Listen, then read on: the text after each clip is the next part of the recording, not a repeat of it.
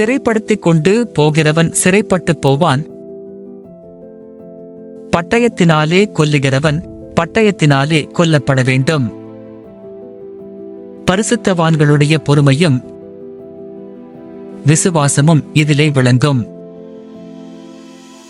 பின்பு வேறொரு மிருகம் பூமியிலிருந்து எழும்பக் கண்டேன்.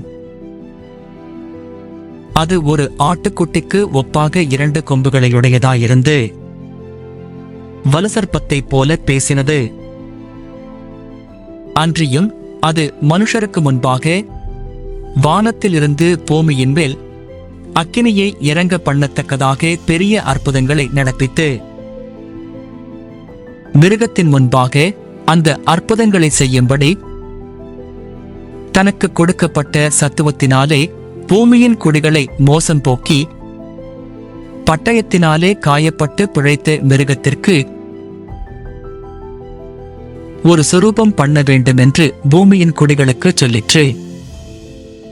வீடியோ பிடிச்சிருந்தா லைக் பண்ணுங்க, ஷேர் பண்ணுங்க.